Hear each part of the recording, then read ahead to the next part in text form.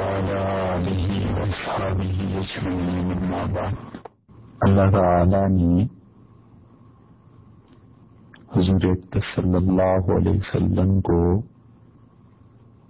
جو آخری حج کرنے کی توفیق مرحمت فرمائی اور آپ اللہ کے حضور میں حاضر ہوئے،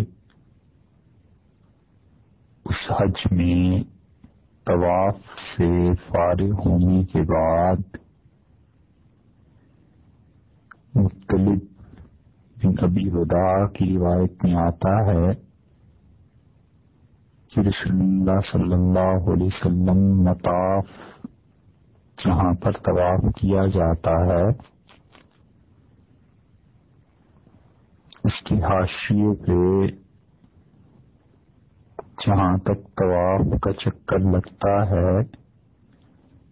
اور لوگ جو طواف کر رہے ہوتے ہیں اس کے فوراً بعد جو جگہ ہے وہاں تشریف لائے، فصلی رکعتین اور 2 رکعتیں پڑھی۔ یہ وہ 2 واجب رکعتیں ہیں جن کی تفصیل اس سے قبل کے بیان میں آپ سن چکے، اور مختلف بن ابی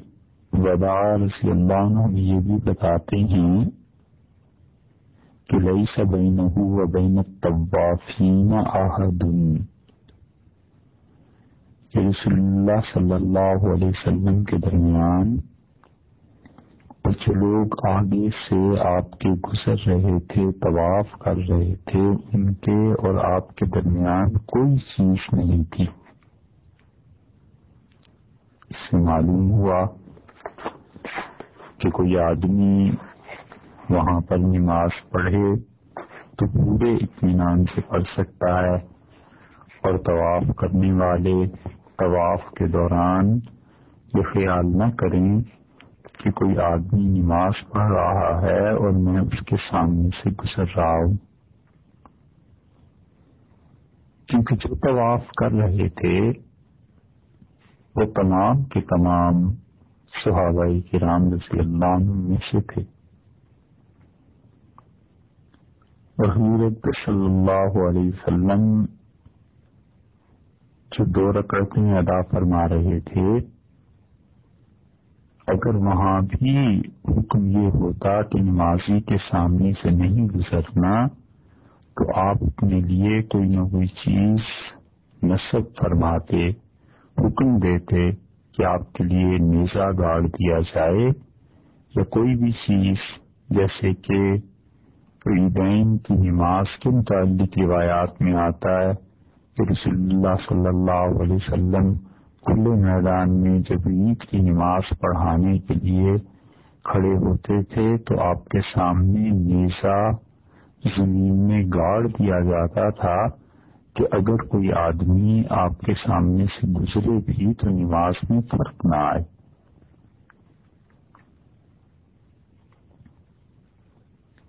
اور عبداللہ بن عمر رضی اللہ عنہ کہتے ہیں کہ رسول اللہ صلی اللہ علیہ وسلم تشریف لائے مکہ مکرمہ میں، اور جب اللہ کے گھر میں حاضر ہوئے تو فطاف بالبیت 7 مرتبہ بیت اللہ کے گرد چکر لگایا، اور آپ نے 2 رکعتیں مقام ابراہیم کے پیچھے پڑھی، اور وہ کہتے ہیں کہ رسول اللہ صلی اللہ علیہ وسلم نے صفا اور مروہ کے درمیان سعی کی، اور پھر عبداللہ بن عمر رضی اللہ عنہ نے کہا لقد کان لکم فی رسول اللہ اسوۃ حسنہ، اور لوگوں تمہارے لیے رسول اللہ صلی اللہ علیہ وسلم کا طریقہ سب سے اچھا ہے۔ تو یہ کہہ کے انہوں نے بتایا کہ کوئی بھی آدمی جو اس گھر میں حاضری دے اور عمرہ یا حج کرے تو اسے یہاں آ کر یہی کام کرنے ہیں جو رسول اللہ صلی اللہ علیہ وسلم نے کیے ہیں.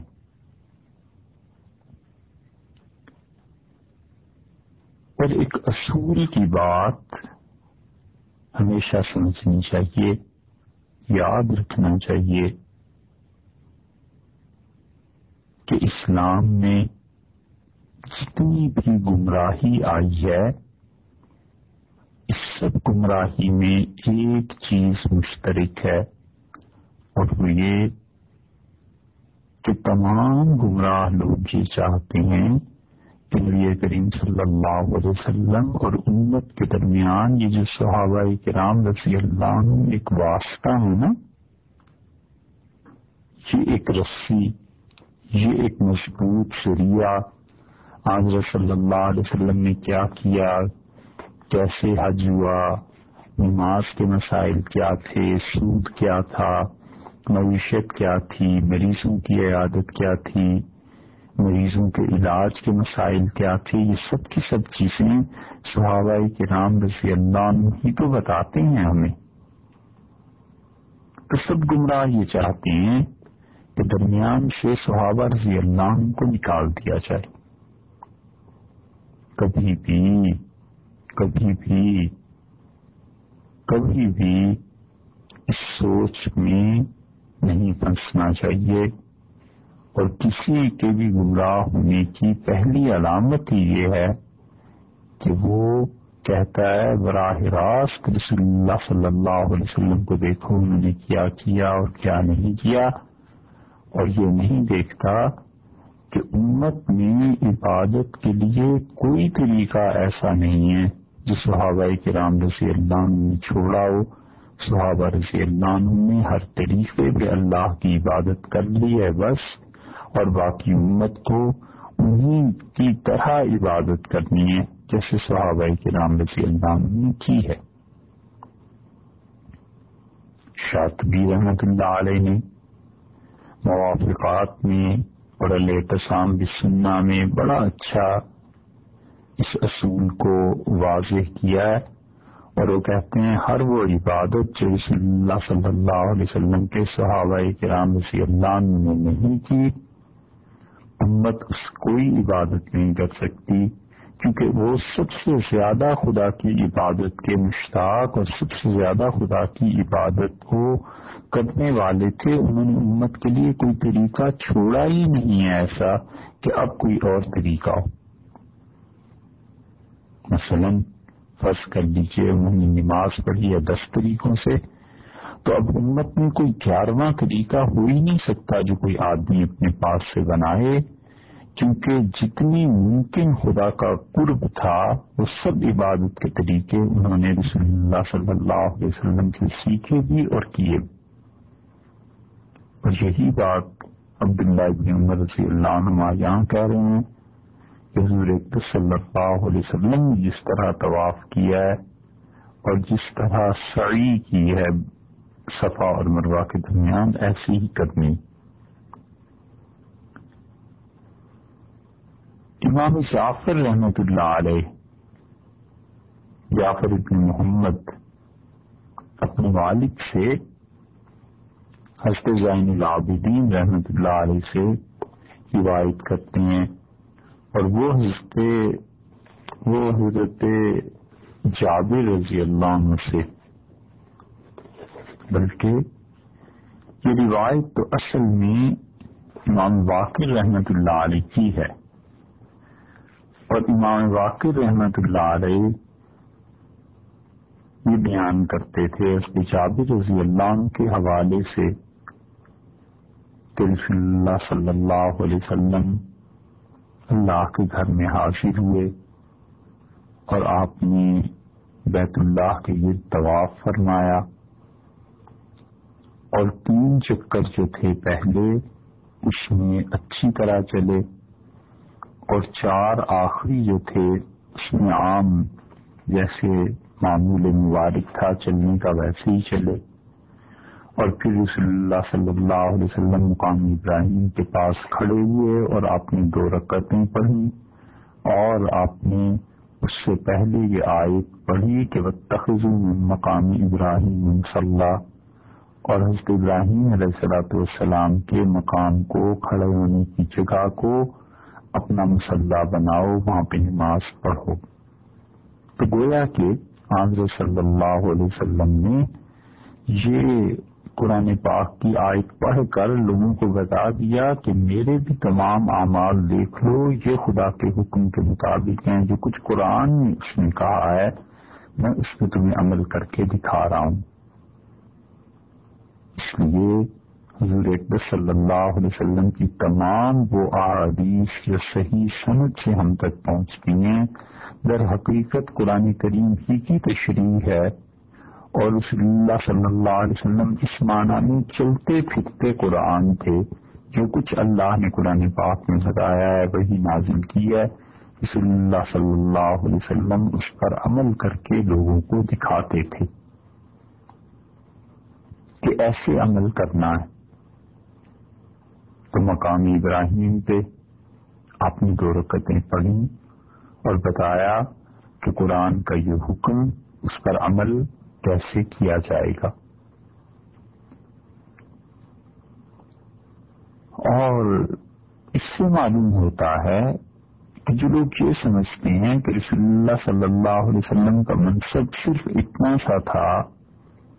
کہ وہ اللہ کا پیغام دنیا کو پہنچا دیں اور باقی کی کوئی ذمہ داری خدا نے نہیں رکھی تھی، یہ غلط سمجھتے ہیں۔ اللہ نے ان کی یہ بھی ذمہ داری رکھی تھی کہ وہ امت میں سب سے افضل لوگ صحابہ کرام رضی اللہ عنہ کے سامنے اس دین پر عمل کر کے بھی انہیں دکھا دیں کہ دیکھو ایسے تم نے قرآن کے ان احکامات پر عمل کرنا ہے جو اللہ نے مجھے دیے ہیں، جو وحی مجھ پر نازل ہوئی ہے۔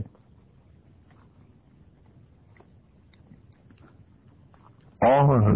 حضرت جابر رضی اللہ عنہ ہمیں بتاتے ہیں کہ رفع صوتہ یسمع الناس،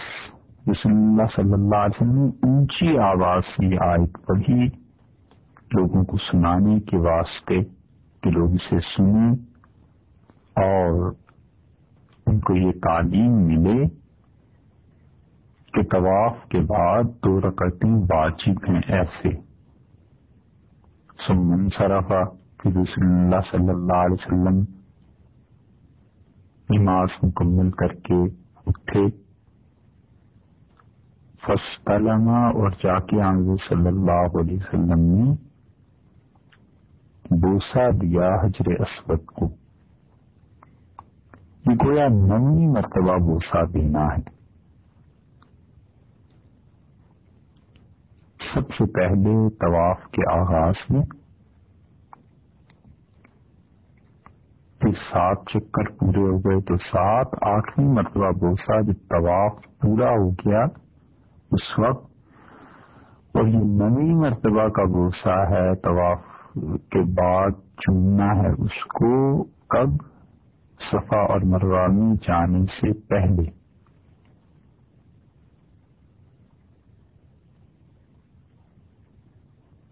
تو رسول اللہ صلی اللہ علیہ وسلم نے 9ویں مرتبہ یہ بوسہ دیا۔ ثم ذهب، اور رسول اللہ صلی اللہ علیہ وسلم چلے یہاں تک کہ آپ صفا اور مروہ کی سعی کے لیے صفا پر گئے، اور وہاں پر آپ ایسے مقام پر کھڑے ہوئے کہ بیت اللہ نظر آتا تھا، اور وہاں آپ نے فرمایا کہ نبدأ بما بدأ اللہ بہ، میں اس سعی کو وہاں سے شروع کرتا ہوں جہاں سے اللہ نے شروع فرمایا ہے قرآن میں۔ یعنی اللہ تعالیٰ نے کہا ہے کہ ان الصفا والمروہ من شعائر اللہ، کہ یہ صفا اور مروہ یہ دونوں پہاڑ یہ اللہ کی نشانیوں میں سے ہیں، تو اللہ نے صفا کا ذکر پہلے کیا ہے، اس لیے میں صفا سے اپنی سعی کو شروع کرتا ہوں۔ فرقیہ علیہ، رسول اللہ صلی اللہ علیہ وسلم صفا پہاڑی پر اتنا اوپر چلے گئے کہ بدا لہ البیت، کہ بیت اللہ وہاں سے نظر آنے لگا۔ تو 3 مرتبہ رسول اللہ صلی اللہ علیہ وسلم نے فرمایا لا الہ الا اللہ وحدہ لا شریک لہ لہ الملک ولہ الحمد یحیی ویمیت وہو علی کل شیء قدیر۔ پھر رسول اللہ صلی اللہ علیہ وسلم نے فرمایا 3 مرتبہ اللہ اکبر۔ پھر 3 مرتبہ حضرت صلی اللہ علیہ وسلم نے اللہ کی ثنا کی، یعنی غالباً الحمدللہ فرمایا ہوگا، اور پھر دعا مانگی اور بیت اللہ کی طرف چہرہ مبارک تھا۔ پھر آپ صفا سے نیچے اترے یہاں تک کہ ایک مقام پہ پہنچے، اور پھر رسول اللہ صلی اللہ علیہ وسلم تیز چلے، اور پھر اس کے بعد ایک جگہ پر پہنچ کے پھر معمول کے مطابق چلنے لگے، اور یہ وہ جگہ ہے جہاں پر آج کل صفا اور مروہ کے درمیان سبز نشان لگا دیے گئے۔ پھر مروہ پر پہنچے جب صفا سے چل کے، تو یہ پہلا چکر، پہلا پھیرا مکمل ہو گیا۔ تو رسول اللہ صلی اللہ علیہ وسلم مروہ پہ بھی اوپر چلے گئے، یہاں تک کہ بیت اللہ نظر آنے لگا۔ اب کوئی صورت اس کی رہی نہیں، درمیان میں دیواریں حائل ہو گئی ہیں۔ ثم بدا لہ البیت، یہاں تک کہ بیت اللہ جب نظر آیا رسول اللہ صلی اللہ علیہ وسلم کو، تو آپ نے 3 مرتبہ پھر وہی کلمہ ارشاد فرمایا کہ لا الہ الا اللہ وحدہ لا شریک لہ لہ الملک ولہ الحمد وہو علی کل شیء قدیر۔ اور پھر اللہ کا ذکر کیا، اللہ کی تسبیح بیان کی، اللہ کی حمد بیان کی، اور پھر رسول اللہ صلی اللہ علیہ وسلم صفا پر رکے اور آپ نے پھر دعا مانگی، اور پھر حضور صلی اللہ علیہ وسلم نے صفا پر کس مقام پہ رکے تھے؟ حضرت جابر رضی اللہ عنہ بتاتے ہیں کہ اس جگہ پر رکے جہاں پر بیت اللہ نظر آ رہا تھا۔ اب بھی اگرچہ وہ ساری چیزیں بدل گئیں، لیکن صفا پہاڑی پر ایک مقام ایسا ہے کہ وہاں سے نگاہ براہ راست بیت اللہ پر پڑتی ہے،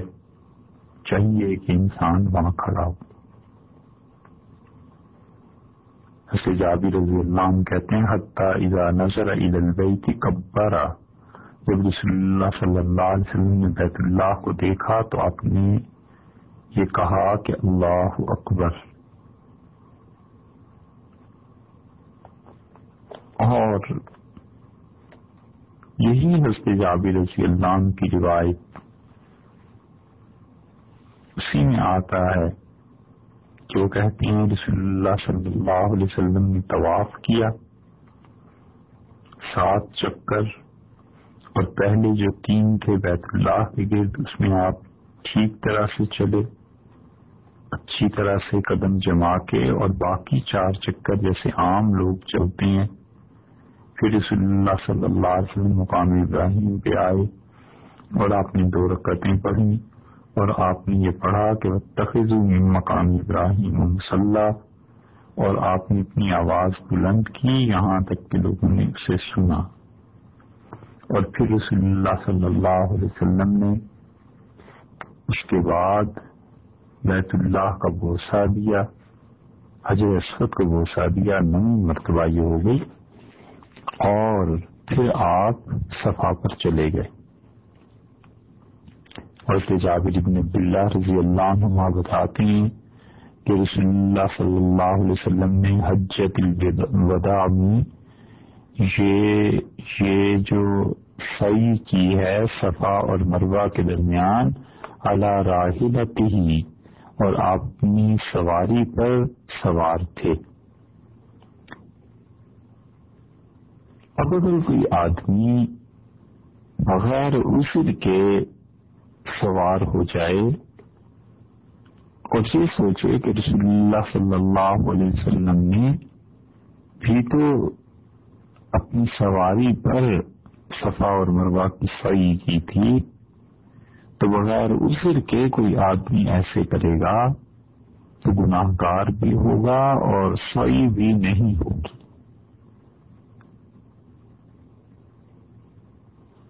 اس لیے یہ ضروری ہے کہ آدمی صرف حدیث ہی نہ پڑھ لے، یہ بھی دیکھ لے کہ اس میں کوئی حکمت، کوئی علت ایسی تو نہیں جو رسول اللہ صلی اللہ علیہ وسلم و صحابہ کرام رضی اللہ عنہ کے سامنے ہو اور آج ہمارے لیے وہ علت اور وہ حکمت ہمارے لیے باقی نہ رہی ہو۔ کیوں ایسے کیا آپ نے؟ حضرت جابر رضی اللہ عنہ ہی بتاتے ہیں ہمیں کہ لِیَرَاهُ النَّاسُ، تاکہ رسول اللہ صلی اللہ علیہ وسلم لوگوں کو دکھائیں کہ کیسے صحیح کرنی ہے، وَلِيُشْرِفَ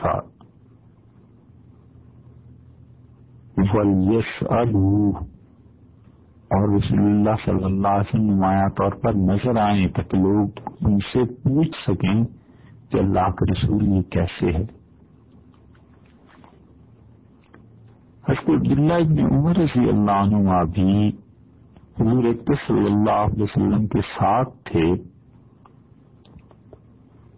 ایک مرتبہ، اور غالباً یہ نبی کریم صلی اللہ علیہ وسلم نے جو 3 عمرے کی ہیں اپنی حیات طیبہ میں، ان میں سے کسی عمرے کا ذکر کرتے ہیں۔ رسول اللہ صلی اللہ علیہ وسلم نے ایک عمرہ کیا 6 ہجری میں حدیبیہ میں، جب تشریف آوری ہوئی تھی تو فتح مکہ مکرمہ سے جو کافر آئے تھے مشرک، انہوں نے روک دیا اور آپ نے اس سال عمرہ نہیں کیا، اگرچہ عمرے کا سفر کیا تھا۔ اور پھر اس کے بعد 7 ہجری میں رسول اللہ صلی اللہ علیہ وسلم جب تشریف لائے تو پھر آپ نے عمرہ کیا تھا، جو عمرہ تھا پہلے عمرے کی قضاء میں 2،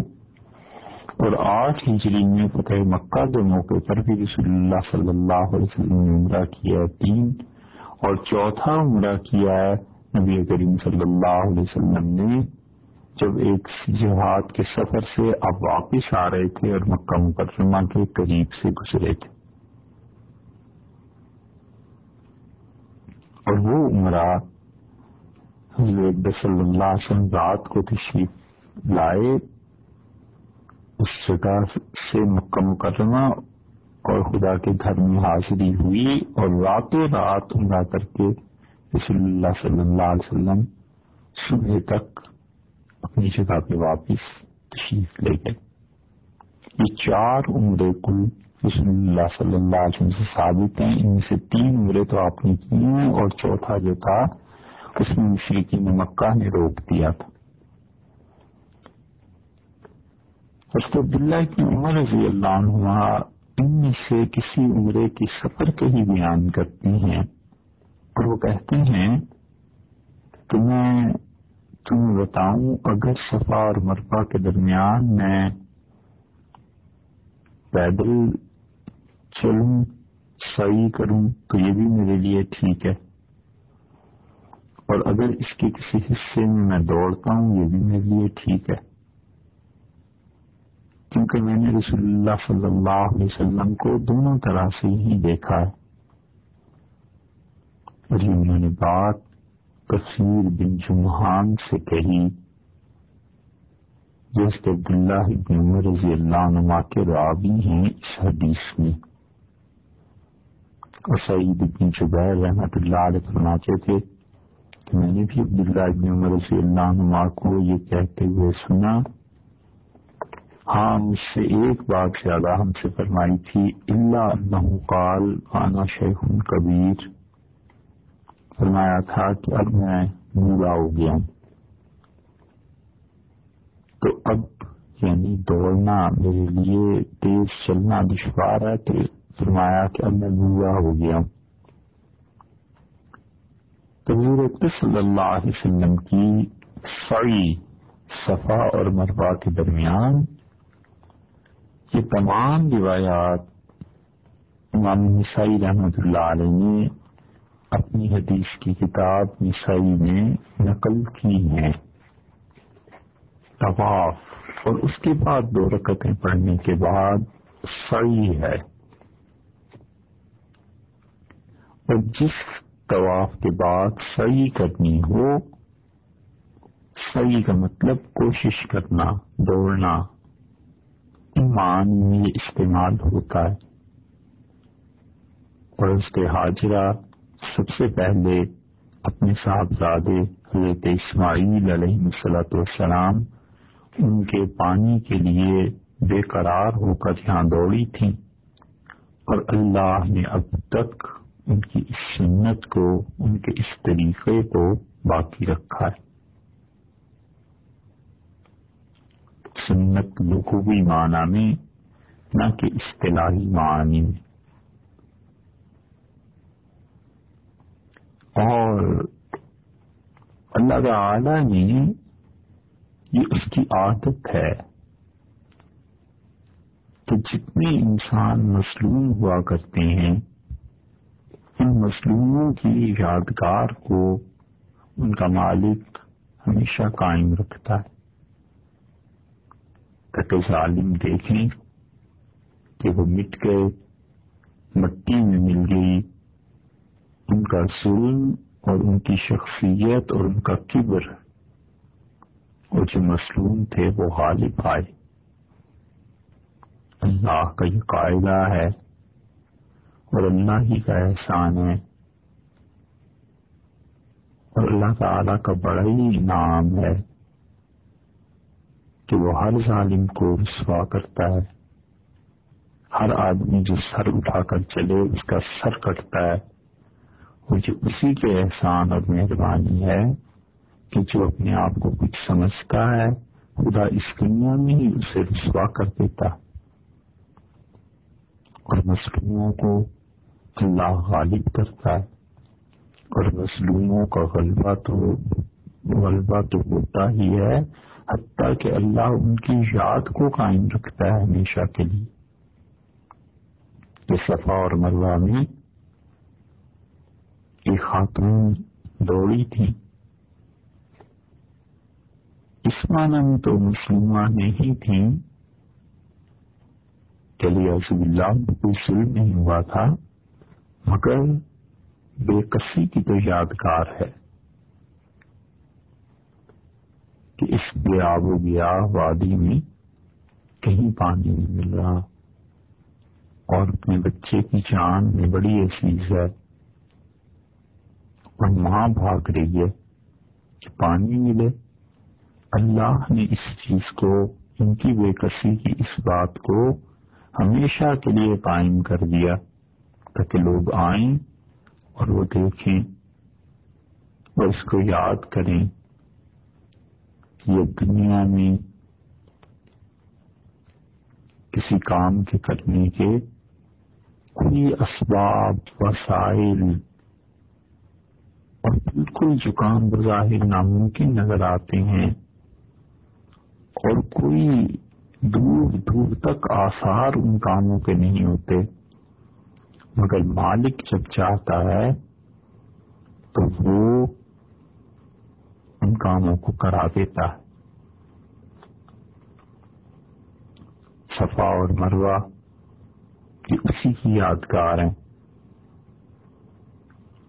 یہ جو ہم نماز پڑھتے ہیں،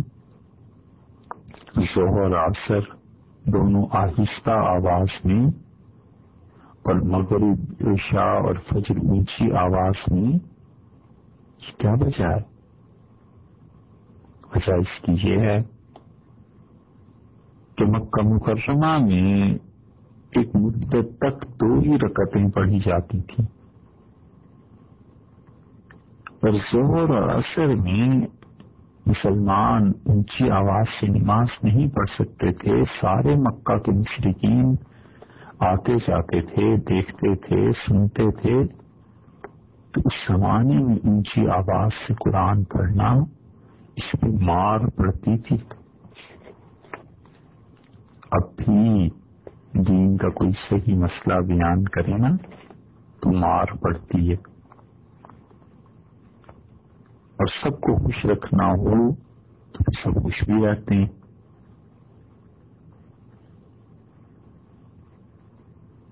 تو صحابہ کرام رضی اللہ عنہم بھی قرآن پڑھتے تھے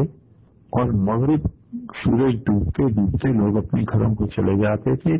اب رات کی تنہائی ہو گئی تو مغرب عشاء اور فجر تینوں مسلمان تینوں نمازیں مسلمان اونچی آواز سے پڑھا کرتے تھے. اللہ نے ان مظلوموں کی یادگار کو اب تک قائم رکھا اور ابو جہل اور ابو لہب اور ان جیسے کتنے ہی ظالم تھے خدا نے ان کا نام و نشان نہیں مٹا دیا بلکہ آئندہ آنے والی امت اور نسلوں میں یہ بات طے کر دی کہ لوگ انہیں جب بھی یاد کریں جب بھی ان کی بات کریں تو نفرت ان کے کفر سے نفرت اور ان کے ظلم کے نسبت سے لعنت بھیج کے یاد کریں. ظالموں کا یہی انجام ہوتا ہے کہ وہ لعنت کے مستحق ٹھہرتے ہیں. جو جتنا ظلم کرتا ہے وہ اتنا ہی لعنت کا مستحق بنتا ہے. یہ صفا اور مروہ بھی ایسے ہی ہیں بے کسی کی یادگار. حضرت حاجرہ پانی کے لیے دوڑی تھی رضی اللہ عنہا. تو یہ سعی اس زمانے سے ہے. سعی کا مطلب دوڑنا. اور صفا اور مروہ کے درمیان ایک مخصوص طریقہ سنت کے مطابق 7 چکر لگانے کا نام سعی ہے. اور سعی کرنے کا طریقہ یہ ہے کہ جس طواف کے بعد سعی ہو تو چاہیے کہ طواف سے فارغ ہو کر حجر اسود کا 9 مرتبہ استلام کریں بوسہ دیں جیسے عمرہ ہے. تو اس میں سعی کرنی ہے جیسے طواف قدوم ہے اور طواف قدوم کے بعد پھر سعی بھی کرنی ہے اس آدمی نے جس نے قران کا احرام باندھا ہے. تو وہ پہلے سعی کرنا چاہتا ہے. حجر اسود کا 9 مرتبہ استلام یہ بھی مستحب ہے سنت میں شامل ہے مگر لوگوں نے اب اس سنت کو چھوڑ دیا ہے. لاکھوں افراد میں شاید کوئی ایک آدھا ایسا ہو جو مقام ابراہیم یا 2 رکعتیں جب پڑھ لے اور ملتزم کو بھی دعا مانگ لے اور اس کے بعد زمزم بھی پی لے تو ان سارے کاموں سے فارغ ہو کر صفا اور مروہ پہ جانے سے پہلے وہ پھر آئے اور حجر اسود کو بوسہ دے یا پھر دور سے اس کا استلام کرے. بہت کم لوگ اس مسئلے پہ عمل کرنے والے رہتے ہیں. سو چاہیے کہ سعی پہ جانے سے پہلے استلام کر کے پھر صفا پر جائیں. اور صفا کی جو ایک طرح کا ریمپ سیڑھیاں وہاں بنی ہوئی ہیں بیت اللہ کی طرف منہ کر کے کھڑا ہونا چاہیے اور ایسے کہ بیت اللہ پر نظر رہے اور دونوں ہاتھ آسمان کی طرف اپنی شانوں کے برابر اٹھا لیے جائیں جیسے دعا میں اٹھاتے ہیں. اور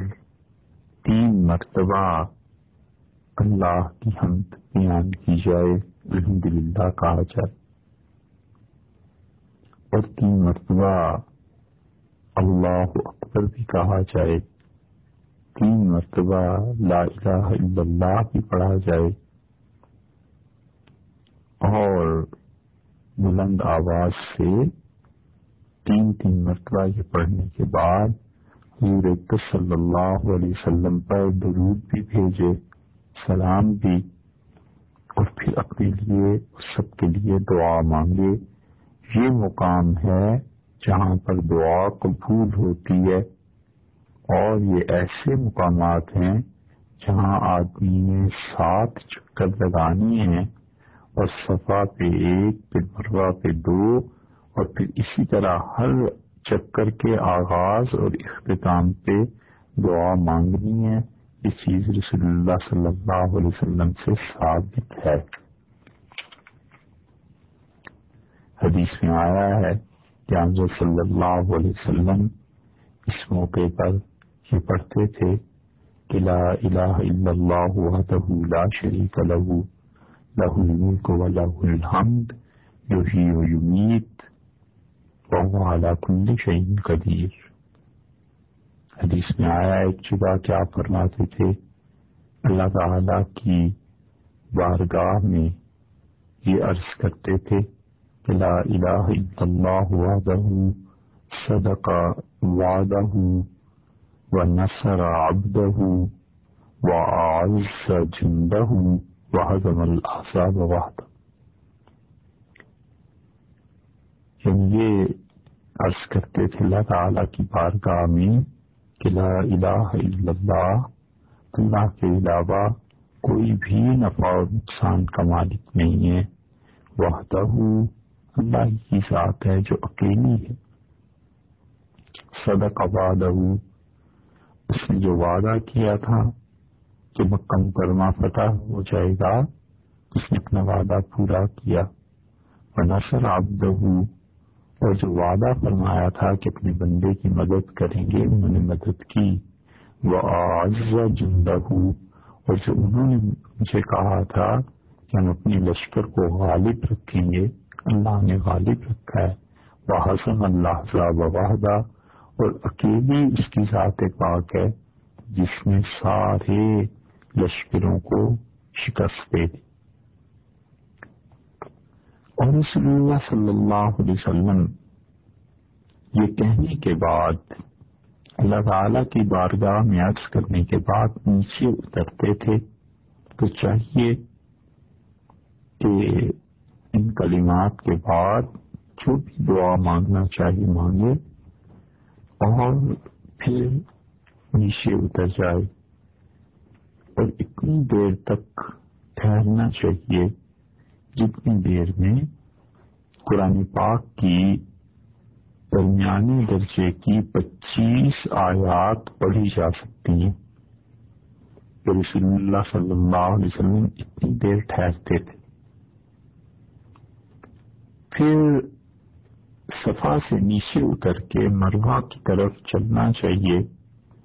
اور حدیث میں یہ جملہ بھی آیا ہے تو رسول اللہ صلی اللہ علیہ وسلم بعض روایات میں آیا ہے کہ یہ پڑھتے تھے کہ رب اغفر ورحم انت العزیز الاکرم، یہ پروردگار معاف فرما دے اور رحمت کر، انت العزیز الاکرم، اور اللہ آپ سب سے زیادہ عزت والے ہیں، اللہ آپ سے سب سے زیادہ بزرگ ہیں۔ اس کے علاوہ بھی دعا مانگتے رہنا چاہیے، اور کوشش کرنی چاہیے کہ آدمی جب سعی کرے تو نیچے جب اترے تو اپنے بائیں ہاتھ پر زیادہ سے زیادہ رہے، لیفٹ سائڈ پہ۔ نیچے جب اترتے ہیں پہاڑی سے تو جاتے ہوئے صفا سے چل رہے ہیں مروہ کی طرف جا رہے ہیں تو چاہیے زیادہ سے زیادہ کوشش کر کے لیفٹ سائڈ پہ رہے، جہاں پر درمیان میں گروڑیاں چلتی ہیں اور جہاں درمیان میں معذوروں کے لیے کسائی کروائی جاتی ہے، اس سائڈ پہ رہنا چاہیے۔ وجہ اس کی یہ ہے کہ اس میں کوئی شبہ نہیں کہ یہ ساری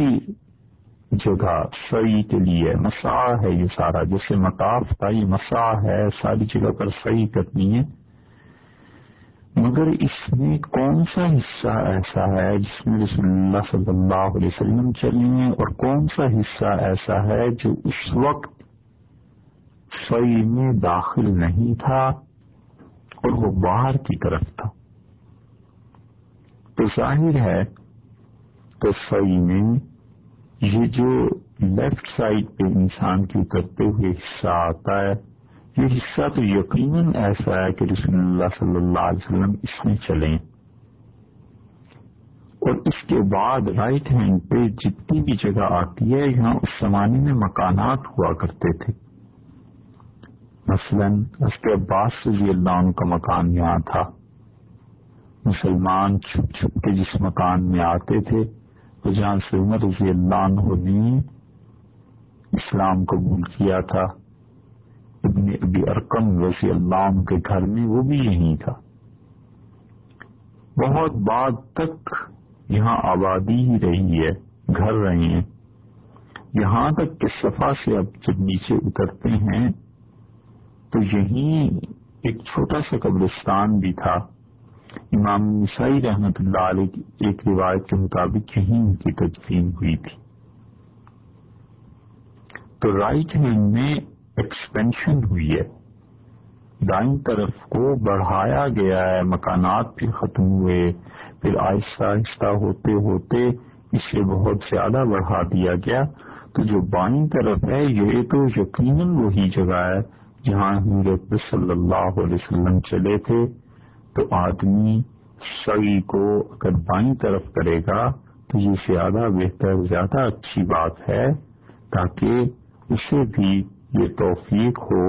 کہ رسول اللہ صلی اللہ علیہ وسلم جس جگہ سے گزرے ہیں اس جگہ سے یہ بھی گزرے. ظاہر ہے کہ اس جگہ پر منو مٹی اور کتنے ہی پتھر اور کیا کیا چیزیں پڑ گئی ہوں گی، اور وہ اصل جگہ معلوم نہیں کتنی نیچے جا کے دفن ہو گئی ہوگی. مگر پھر بھی حضور اکبر صلی اللہ علیہ وسلم جس جگہ سے گزرے ہیں اس جگہ سے گزرنا انسان کے لیے بڑی سعادت کی بات ہے. حضرت عبداللہ ابن عمر رضی اللہ عنہما جب مدینہ منورہ سے مکہ مکرمہ حاضر ہوتے تھے تو راستے میں اپنی اونٹنی کو کبھی ادھر کرتے تھے کبھی ادھر کرتے تھے. تو کسی نے کہا ابن عمر رضی اللہ عنہما سے کہ آپ اپنی اونٹنی کو چلنے نہیں دیتے، کبھی اسے ادھر کر دیتے ہیں کبھی اسے ادھر کر دیتے ہیں. تو انہوں نے کہا ممکن ہے رسول اللہ صلی اللہ علیہ وسلم اس راستے پہ اپنی اونٹنی پہ تشریف لائے تھے، ممکن ہے کہ عمر کے بیٹے کی اونٹنی کا پاؤں اس اونٹنی کے پاؤں کی جگہ پر پڑ جائے جس پہ رسول اللہ صلی اللہ علیہ وسلم سوار تھے، تو میری اونٹنی کا پاؤں اس اونٹنی کی جگہ پہ پہنچ جائے، میرا مقدر کھل جائے، میرا نصیب جاگ اٹھے، میری تقدیر بدل جائے. صحابہ رضی اللہ عنہ یہ تھے کہ رسول اللہ صلی اللہ علیہ وسلم کا جانور جو سواری کا چلتا تھا اس جانور کے پاؤں پہ اپنا پاؤں پڑ جانا، اپنے جانور کا پاؤں پڑ جانا، اسی لیے سمجھتے تھے کہ خدا کے یہاں نصیب کھل جانے کی بات. اس لیے بہتر یہ ہے کہ صحیح کرے تو صفا پہ سے اتر کے نیچے دائیں ہاتھ زیادہ سے زیادہ ادھر رہنا چاہیے، اور اسی طرح مروہ سے جب نیچے اترے تو وہاں بھی بائیں ہاتھ کو لیفٹ سائڈ کو صفا سے جب اترے اور پھر مروہ سے جب آ رہا ہے واپس تو پھر بھی ایسے ہی ہو جائے گا. یہ جو درمیان کا حصہ ہے اس کے زیادہ قریب رہے، جاتے ہوئے بھی اور آتے ہوئے بھی، جہاں ریڑیاں چلتی ہیں اس جگہ سے. اور یہ لیفٹ ہینڈ انسان کا بنتا ہے جب صفا سے مروہ جا رہا ہو، اور جب گھوم کے آئے گا وہاں سے تو پھر بھی لیفٹ سائڈ اس کی بنتی ہے انسان کی. اور رسول اللہ صلی اللہ علیہ وسلم نے یہ جو پڑھا ہے صحیح میں اللہ کو یاد کرے، کوئی ذکر کرے، سب درست ہے، خاموش رہے تو بھی درست ہے. اور یہ پڑھنا کہ رب اغفر وارحم وانت العز الاکرم، یہ بعض روایات میں رسول اللہ صلی اللہ علیہ وسلم سے ثابت ہے۔ اور یہ جو درمیان میں گرین کلر کے دو ستون آتے ہیں، ایک ستون سے ایک پلر سے دوسرے پلر تک بھاگے نہیں، بس زیادہ تیز چلنا شروع کر دے، اتنی سی بات۔ عورتیں تو بالکل نہیں، ان کے لیے تو یہ حکم نہیں ہے، اگر مرد ہے تو بھی بس تیز چلے، بھاگے نہیں۔ درمیانے درجے کی دوڑ یہ بھی ہو سکتی ہے، تیز چلنا ہی سے کہہ لیجیے،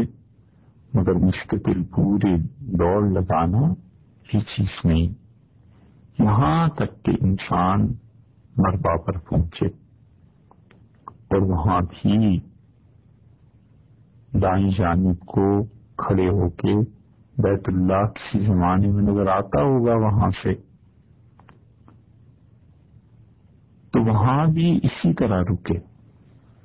جیسے صفا پہ رکے تھے، ذکر کرے، اللہ کو یاد کرے اور دعا مانگے۔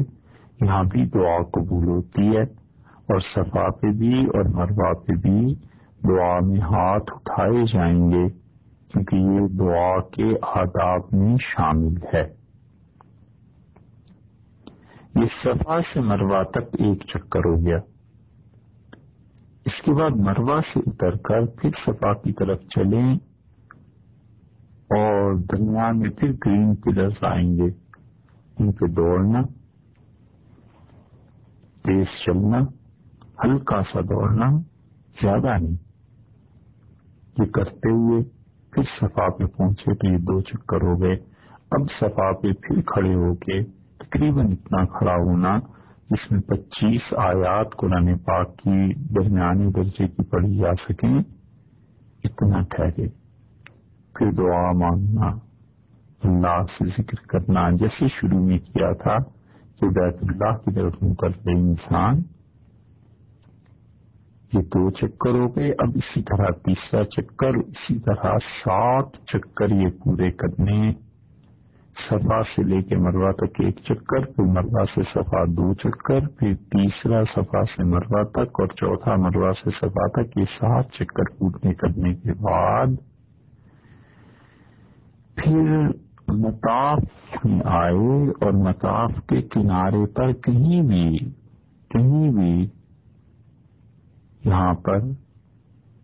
2 رکعتیں پڑھنی نفل، یہ سنت غیر موقتہ ہے۔ اس کے مسائل پھر آئیں گے، یعنی یہ شکریہ کے لیے ہے کہ اللہ نے توفیق دی کہ عمرہ اس کے بڑے ارکان پورے ہو گئے، تو طواف ہوا اور اس کے ساتھ ساتھ یہ سعی بھی ہوئی، اور سعی کرنا حنفی فقہا کے ہاں واجب ہے، اور طواف کے فوراً بعد کرنا یہ سنت ہے۔ سعی کرنا واجب ہے، لیکن ایک آدمی سعی کرتا ہے، ایک دن اس نے 2 چکر لگا لیے، پھر چلا گیا، گھر گیا، کھانا کھایا، سو گیا، اگلے دن آیا، پھر اس نے 2 چکر لگا لیے، پھر اگلے دن آیا، پھر 3 چکر لگا لیے، تو صحیح ہو جائے گی، واجب اس کا پورا ہو جائے گا، لیکن طواف کے فوراً بعد صحیح کا کرنا یہ سنت ہے، اور صحیح کے لیے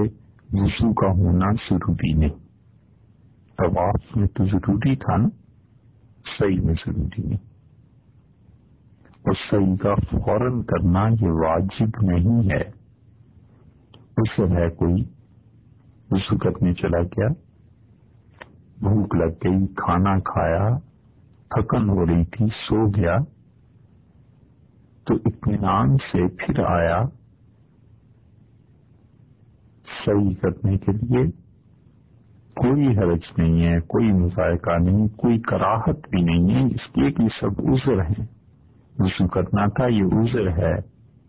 بھوک لگ گئی کھانا کھانا یہ بھی عذر ہے، نیند آ رہی ہے تھک گیا ہے سو جائے یہ بھی عذر ہے۔ اللہ نے جتنی سہولتیں دی ہیں خدا کی سہولتوں کو قبول کرنا چاہیے۔ اس مالک نے یہ سارے احکامات کتاب و سنت میں یا اجتہاد فقہا نے جو کیا ہے، یہ سارے احکامات اللہ تعالی نے اسی لیے دنیا میں دیے ہیں کہ لوگ ان کی معذوری اور لوگوں کی تھکان اور لوگوں کو کسی مشقت میں نہ ڈالا جائے اور لوگوں کی رعایت کی جائے۔ سو اگر کوئی آدمی کھانا نیند اس وجہ سے چلا گیا اور تھوڑی دیر کے بعد آ کر سعی کی کوئی حرج نہیں، لیکن بغیر کسی عذر کے جانا یہ مکروہ ہے، عذر ہونا چاہیے۔ اور طواف اور سعی کے درمیان بہت زیادہ فاصلہ ہو گیا، 2 دن کا 1 دن کا، تو بھی اس پر کوئی چیز واجب نہیں ہوتی، دم وغیرہ کوئی سزا واجب نہیں۔ طواف قدوم کے بعد کسی نے سعی نہیں کی فرض کر لیں، اور حتیٰ کہ عرفات کا دن آ گیا عرفہ کا، تو اب طواف زیارت سے پہلے اور 9 ذی الحج میں عرفہ جو تھا اس کے بعد درمیان میں سعی کرنا جائز نہیں، بلکہ اب تو طواف زیارت کر کے ہی سعی کرنی ہے۔ اور سعی جو کرے گا، اب تو مسجد میں ہی آ گئی ہیں وہ جگہیں بھی، درمیان میں نماز کا وقت آ گیا تو نماز پڑھنی چاہیے، اور پھر جہاں سے سعی چھوڑ دی تھی یا وقفہ ہوا تھا وہیں سے آگے شروع کر لیں بغیر کراہت کے، یہ درست ہے۔ صفا پر اتنا چڑھنا کہ بیت اللہ نظر آ جائے بس یہ کافی ہے۔ بہت لوگ آپ دیکھیں بالکل انتہا تک پہنچ جاتے ہیں دیوار تک، یہ سب جہالت کی چیزیں، بس اتنا ہی کافی ہے کہ ہاں جہاں سے صفا اور مروہ دونوں میں اتنا کھڑا ہو جائے کہ صفا پہ تو بیت اللہ نظر آتا ہی ہے، وہ آنے لگے، اور مروہ پہ بس آدمی اندازہ کر لے کہ اگر یہاں سے بیت اللہ کو دیکھا جائے تو نظر آئے گا، اگر دیواریں نہ ہو اتنا کافی ہے۔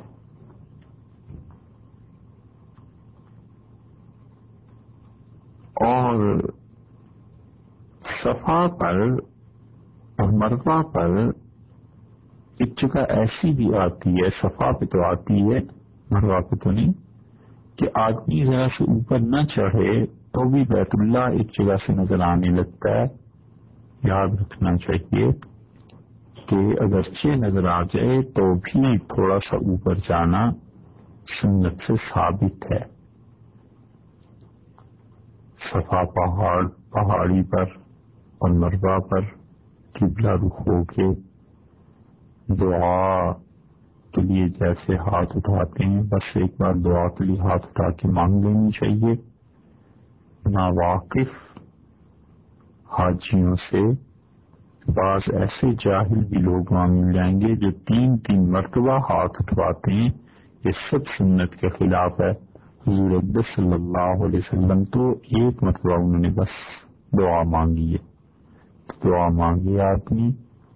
ایک بار بس جی لگا کے اطمینان سے 3 مرتبہ ہاتھ اٹھانا، یہ کہیں سے بھی ثابت نہیں۔ سعی کے 7 چکر ہیں اور صفا سے مروہ تک 1 چکر، تو یہ 7 چکر ہونے چاہیے۔ اور سعی کو صفا پہاڑی سے شروع کرنا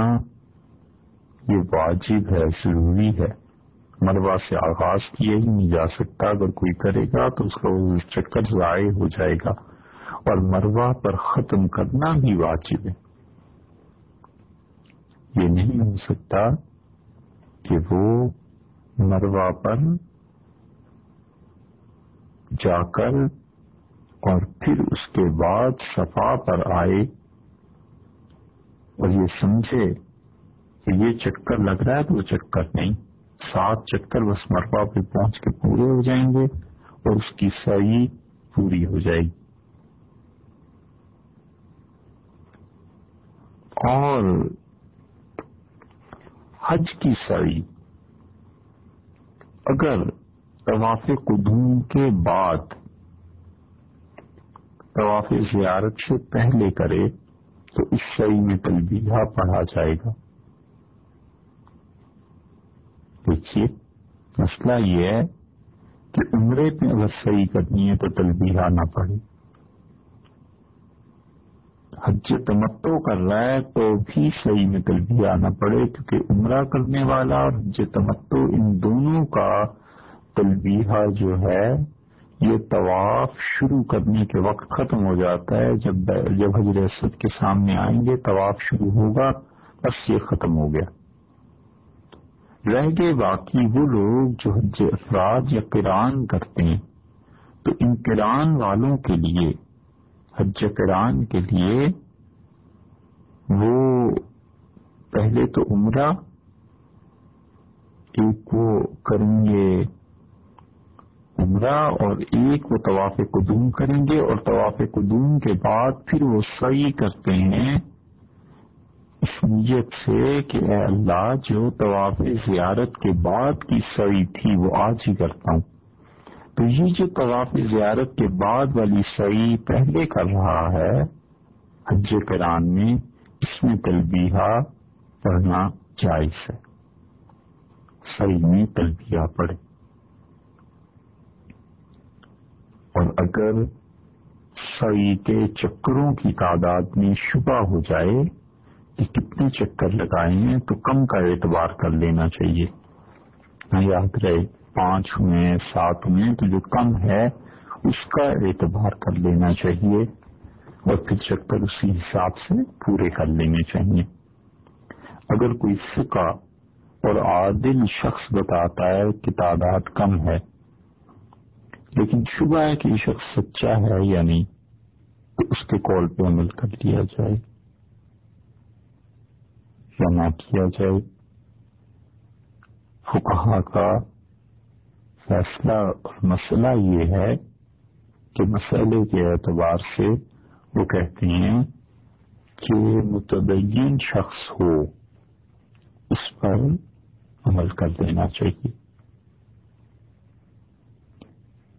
اور سچا ہونے میں کسی سے شبہ ہے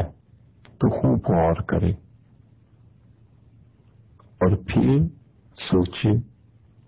اور اس کے مطابق عمل بعض فقہا کے نزدیک کیا جا سکتا ہے، کیونکہ سچائی معاشرے میں بڑی کم ہو گئی ہے، اتنی کم ہو گئی ہے کہ سچے لوگ اب دنیا میں نہیں رہے۔ نماز پڑھتا ہے، مسجد بناتا ہے، ہر رمضان میں عمرہ ہے، حج ہے، 20 حج نامہ اعمال میں لکھے ہوئے ہیں، اور ایک منٹ نہیں لگتا جھوٹ بولنے میں۔ کسی نے آ کے کوئی بات کہی، جھوٹ بولنا پڑ گیا، فوراً جھوٹ بول دیں گے۔ ہر سال عمرہ ہوتا ہے اور تہجد تک پڑھتا ہے، اور دکان میں تجارت پر جب بیٹھتا ہے تو کوئی آ کے کہہ دے کہ صاحب یہ چیز کتنے کی، فوراً قسم بھی اور جھوٹ بھی۔ اس کی نماز، اس کے روزے، اس کا حج اسے یہ تو سکھاتے ہیں کہ عبادت تم کر رہے ہو، دل میں بھی آتا ہی ہوگا، انسان نہیں بناتے، انسان تربیت بنایا کرتی۔ محدثین کے ہاں ایک شخص کا حیثم ابن عدی، محدثین کو تلاش تھی کہ اس کی حدیث لی جائے یا نہ لی جائے، تو میزان الاعتدال میں حافظ صاحبی رحمۃ اللہ علیہ نے لکھا ہے کہ عباس بن محمد الدوری رحمت اللہ علیہ کا قول کہ وہ کہتے تھے کہ محدثین نے جب حسن بن عدی کے متعلق پوچھنا شروع کیا کہ یہ آدمی حدیث میں بھی گڑبڑ تو نہیں کرتا، تو اس کی ایک نوکرانی کے پاس چلے گئے اور اس سے پوچھا کہ اپنے آقا کے متعلق کچھ بتاؤ، تم تو گھر میں رہتی ہو، یہ کیسا آدمی ہے؟ تو اس نے کہا کہ یقوم عامۃ اللیل، رات میں عام طور پہ نماز پڑھتے رہتے ہیں، اللہ کے حضور میں ہاتھ باندھ کے کھڑے رہتے ہیں، فإذا أصبح جلس، جب صبح کے وقت بیٹھتا ہے تو پھر بیٹھ کے جھوٹ بولنے لگتا ہے رسول اللہ صلی اللہ علیہ وسلم پہ۔ یہی ہوتا ہے، بہت سے لوگ ملیں گے، نماز تکبیر اولیٰ پہلی صف جمعہ عید کیا مجال ہے کہ کوئی چیز اس میں سے چھوڑ دیں، یہ چیزیں بھی ضروری ہیں، لیکن سچائی ان سب چیزوں کے ساتھ ساتھ وہ بھی ضروری ہے، اور جب بولے گا جھوٹ بولے گا ایسا آدمی، کیونکہ نماز اور روزہ اور ان سارے حج اور عمرے نے اس انسان کو عبادت میں ایک مقام دیا ہے،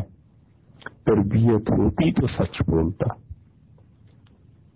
یہ سچ بولنا